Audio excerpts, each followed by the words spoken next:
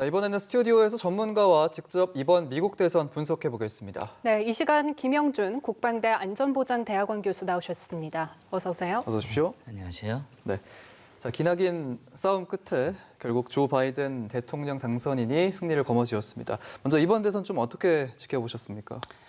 지금 사실 바이든 커밍아웃이죠. 바이든이 되길 원했던 분들은 굉장히 기쁨을 감추지 못하면서 전문가분들도 대부분 왜 바이든이 돼야만 하는지에 대한 논평들이 지금 모든 뉴스 채널에서 쏟아져 나오고 있습니다. 예.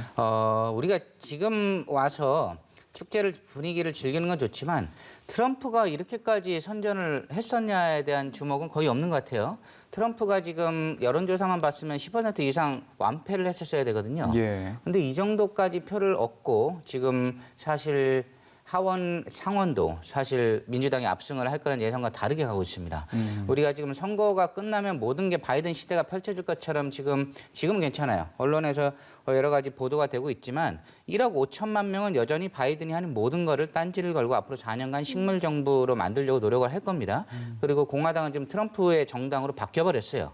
트럼프가 4년 후에 대통령이 나올지는 모르지만 예. 민주당의 바이든 정부가 식물 대통령이 될 수 있는 여러 가지 전략들을 펼친다는 면에서 우리가 이런 부분을 놓치지 않고 바이든 시대가 와서 모든 건 다 끝났고 트럼프와의 관계는 청산됐고 트럼프는 이제 과거 속에 묻힌다라고 보기에는 대통령 선거 결과가 우리 예상보다 너무나 트럼프가 잘했다는 걸 잊지 말아야 된다. 바이든이 이긴 거에 대한 우리 어떤 전망이 맞긴 했지만 예. 이렇게까지 트럼프한테 극적으로 작은 표차로 이길 수가 있었느냐 이런 부분을 우리가 지금 많이 놓치고 있는 것 같아서 그런 부분에 대한 분석들도 우리가 좀 포함해야 되지 않나 싶습니다. 예. 사실 이번 대선에서 양쪽 후보 모두 이제 역대 가장 많은 득표를 얻었는데 이렇게 된 이유가 아마 지지층들이 그만큼 이제 양쪽으로 쏠렸기 때문이고 그래서 이제 지지자들 사이에도 좀 혼란과 분열이 있지 않았나 싶은데 아무래도 이제 바이든 당선인에게는 그 분열된 이제 미국을 통합하는 게 최우선 과제가 되겠네요.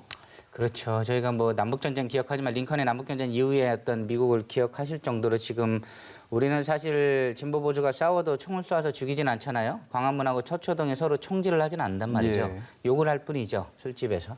근데 지금은 쏴요, 얘네는. 총을 쏘고 지금 일촉즉발의 상황입니다. 총기 난사까지 예상되는 어떤 분열 상황 속에서 바이든이 내놓는 메시지가 굉장히 조심스러울 수밖에 없고 지금 트럼프가 만약 한 달 넘게 계속 불복한다. 그리고 결국에 울며 겨자 먹기로 백관에서 쫓겨나듯이 나간다.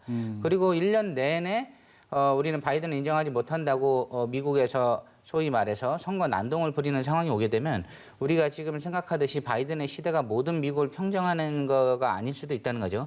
우리나라에서 이제 여대 야수 상황 얘기 많이 하잖아요. 국회의원을 만약 야당의 3분의 2 이상을 차지해버리면 사실 대통령이 굉장히 힘들어지는 걸 여러 차례 경험을 했듯이 우리가 지금 바이든이 이겼다고 모든 문제가 다 끝나고 트럼프의 지지자들이 모두가 조용히 1년 후면 조용해질 것이다. 전혀 아닙니다. 미국의 공화당이 여전히 상원 하원에서 꽤 많은 의석을 차지하고 있고 바이든이 하는 모든 정책에 대해서 폭스뉴스와 트럼프 지지자들이 총궐기를 할 거를 우리가 지금에서는 어떤 승리를 축하하기 바쁘기 때문에 잊고 있는데 그러니까 혼란이 더 장기화될 수 있다는 말씀이시죠? 맞습니다. 트럼프 대통령은 대통령자를 내놓을 수도 있지만 더 중요한 건 정치거든요. 4년간의 정치를 바이든을 견제하기 위한 정치로 끌고 나갈 수 있다는 면에서는 지금 최대한 많이 불복하는 거를 구심점을 잡아야 돼. 트럼프가 당연히 항복하겠다, 승복을 받아들이겠다고 하면 괜찮은데 예. 트럼프 입장에서는 정치를 해나가야 되잖아요.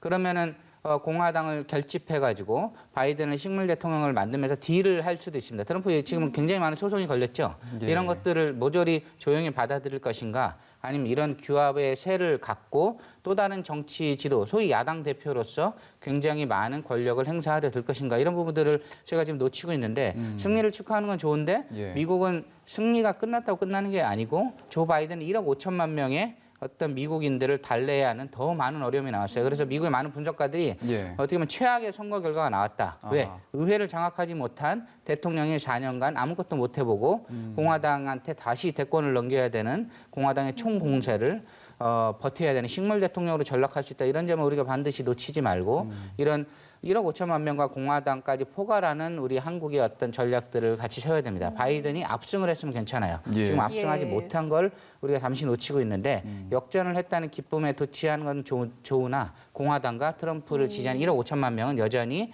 바이든의 식물 대통령 만들기에 올인을 할 겁니다. 예, 이 트럼프 대통령은 골프장에서 소식을 듣고 백악관으로 돌아왔습니다. 아무래도 여전히 불복을 시사를 하고 있고 지지자들 중심으로도 저항 운동이 거세지고 있기 때문에 당분간은 혼란이 불가피할 것으로 보이는데요.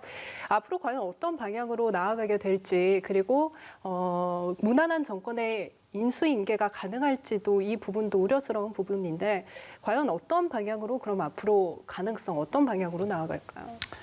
트럼프 대통령의 이제 캐릭터와 인성 때문에 우리가 이제 불복하지 않을 거라고 모두가 이제 아마 배팅을 할 겁니다. 트럼프 쉽게 내놓지 않겠죠. 제가 말씀드린 대로 대통령이 로 2기를 갈 수 있을 가능성도 있겠지만 또 다른 시나리오는 나머지 4년간 정치를 하기 위해서 최대한 불복을 해서 구심점을 갖고 지지자를 규합하기 위한 불복 전략을 쓸 거란 말이죠. 정치인의 기본입니다. 정치인은 선거를 졌어도 그 이후에 판세를 보고 있기 때문에 4년 동안 이걸 위해서 트럼프가 불복을 할 가능성은 적고요.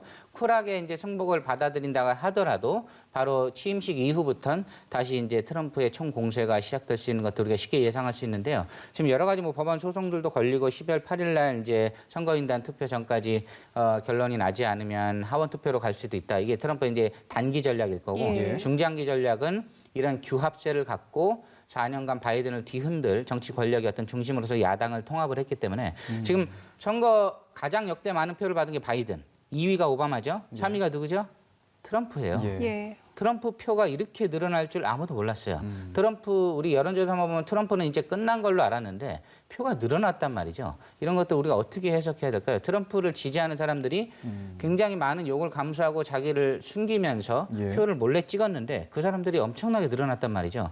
이걸 우리가 해석을 할 수 있는 어떤 프레임들을 좀 놓치고 가는 게 아닌가. 지금 바이든의 선거가 미국 정치의 시작을 의미하는 것이나 또 다른 혼돈을 가져올 수 있다는 점에서 우리가 굉장히 트럼프의 어떤 행보들을 트럼프의 차기 정치 전략과 공화당의 정치 전략하고 연계해가지고 우리가 면밀히 볼 필요가 있습니다. 예, 인수인계까지의 과정은 좀 험난하겠지만 일단은 바이든 후보가 이제 당선인으로 선출이 됐고 각국 정상들 또 정치권에서 메시지를 보냈는데 우리 문재인 대통령도 트위터를 통해서 축하 메시지를 보냈습니다. 이건 좀 신중하게 접근한 거라고 봐야 되는 건가요?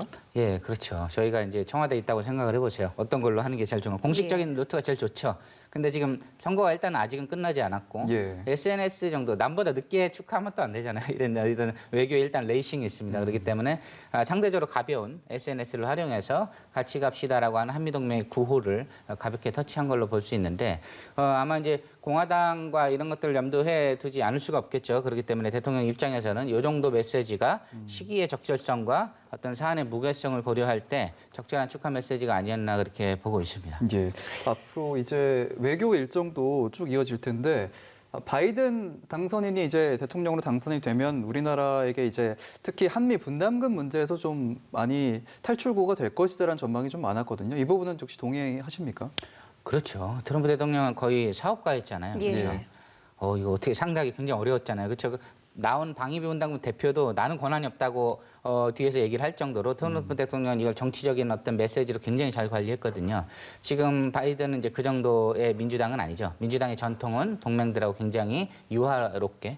우리가 또 주목해야 되는 게 민주당은 전통적으로 이제 보호주의입니다. 그리고 본인들의 자국의 이익과 노동자의 권익을 대변했고 공화당은 오히려 대범하게 결정을 한 게 있었는데 트럼프라는 이제 특이한 대통령이 나와서 굉장히 압박을 했던 거죠.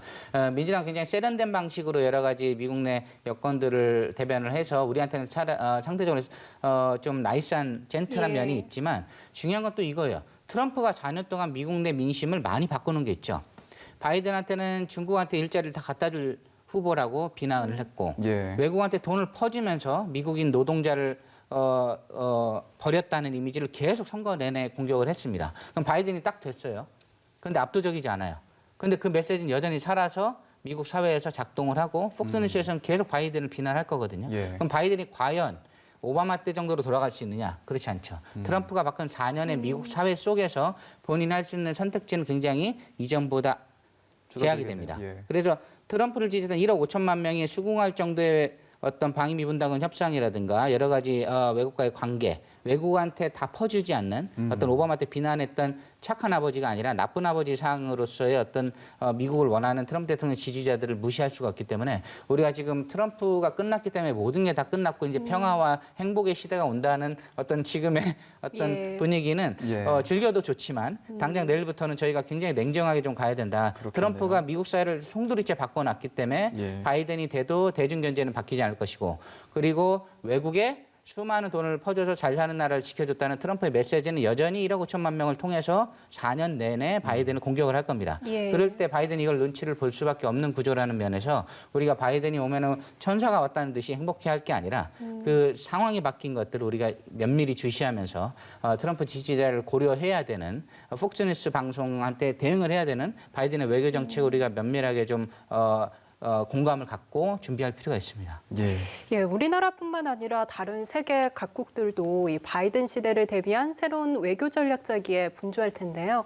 그렇다면 중국의 상황 또한 좀 궁금합니다. 아무래도 미중 패권 경쟁은 조금 계속될 것으로 보이는데 그동안의 전략과는 조금 다른 차별화된 전략을 내놓지 않을까 싶거든요. 반중에 대한 내용은 같겠지만 예. 우리한테 바이든 대통령 와서 그 얘기했었죠. 배팅 잘하라고. 우리가 이제 중국의 협조를 얻어서 북한을 제재해야 된다고 생각했던 보수 정부 시절에 예. 바이든 대통령이 와가지고 배팅 잘하라고 우리한테 경고성 농담을 한번 하고 갔어요. 전반적인 이제 대중에 관한 동맹국들을 합쳐서 견제하는 것들은 바뀌지 않을 겁니다. 오바마가 처음 시작한 거잖아요. 중동에서 중국으로 바꾼 게 오바마입니다. 피버트 이샤였죠. 예. 리벨러니싱이라 이름 바꾸고 트럼프는 이름은 마음에 안 들었기 때문에 본인이 인도 태평양 전략으로 바꾼 것뿐이지 예. 대중 견제를 시작한 건 오바마와 바이든의 민주당 정부였단 말이죠. 그렇기 때문에 내용은 바뀌진 않지만 일단은 중국은 왕이 부장이 일천 예. 잘해보자고 메시지를 내놔서 굉장히 세련된 형태로 가긴 할 겁니다. 문제는 근본이 바뀌었느냐? 그렇지 않죠. 그러면 우리한테는 여전히 여러 가지 이제 미국의 어떤 압박이라든가 이게 세련된 방식으로 들어오면서 우리가 어떤 처한 어려움들이 겉으로는 문제가 없는 것처럼 보이지만 근본적인 것들은 여전히 바이든도 우리한테 농담으로 얘기했듯이 배팅 잘하라고 웃으면서 협박한 내용들이 살아 숨쉴 겁니다. 그래서 우리가 바이든이 왔다고 모든 문제가 해결되고 미중 관계 평화가 오고 세계 평화의 시대가 열렸다고 볼 수도 있지만 여전히 중국이 점점 크고 있기 때문에